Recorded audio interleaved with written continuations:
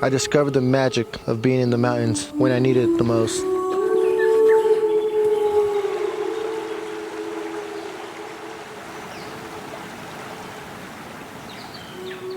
Sometimes the cards we're dealt in life don't always play out the way we want them. That's when it's time to shuffle the deck. And for me, getting a second chance at life led me to a place I've always belonged.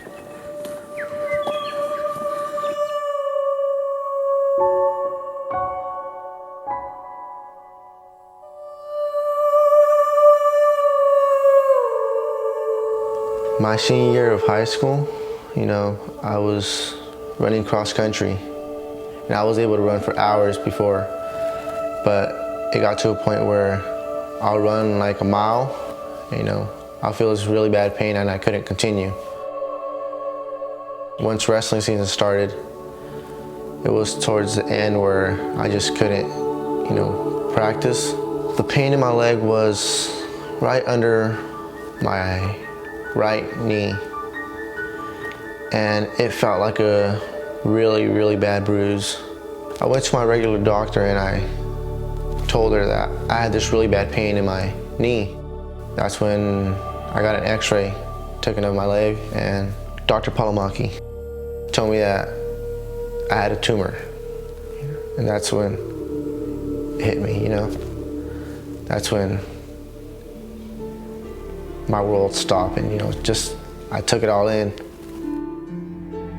It was kind of surreal because, that's not stuff you picture happening in your life. You see it in movies and you see it happen to other people. It's not really, real until it happens to you. So it was kind of shocking, a lot to take in. At the time I found this out, I wasn't living with my mom or dad. I was actually living with my half-sister that I met a few years back.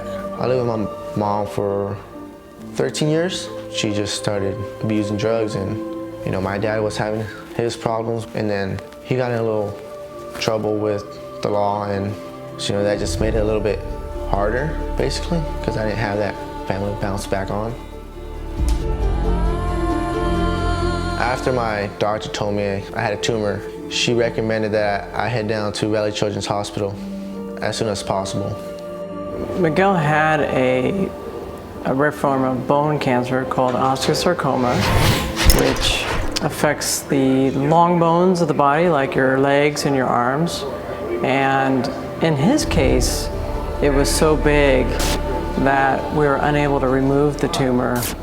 And so we had to give chemotherapy to shrink the tumor as best we could. But even after that, the chemotherapy wasn't enough to get rid of the tumor alone. After a few scans, a few MRIs, and a few CT scans, and they saw that it wasn't actually shrinking, that's when they gave me the option of limb salvage or amputation.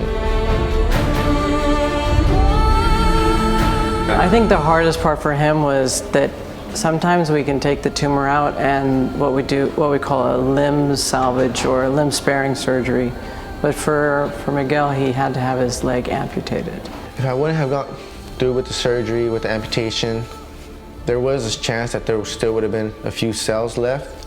At that point, the cancer would have been stronger, and I would have had no other choice but to amputate it. So I just wanted to get over with and continue with my life.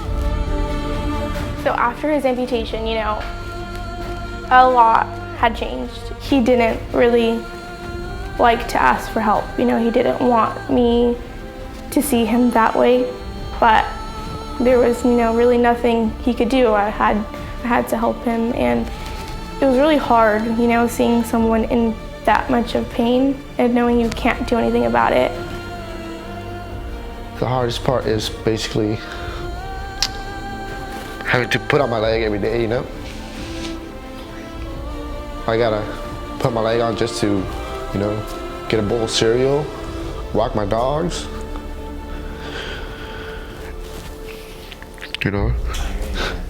It's hard.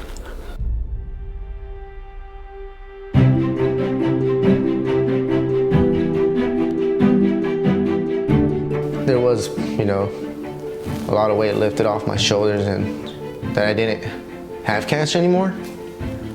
But I was still going to go through the treatment, but you know, I was cancer-free. He kept asking me, when can I start working on my walking? When can I start doing the next thing? And so he was always after the next.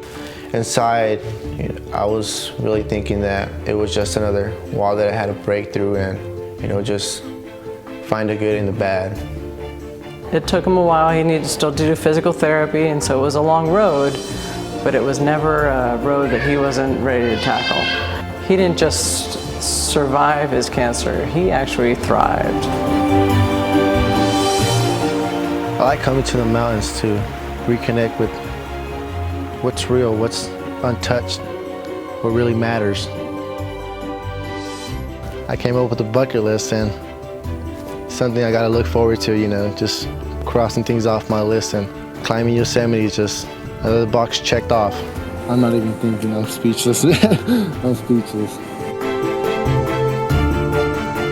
I think for the future, we definitely have, you know, big dreams, and I feel for the most part, know who we want to be and what we want to do.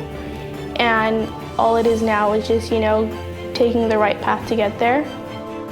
What happened to, you know, Miguel's leg doesn't define him. It's just part of who he is.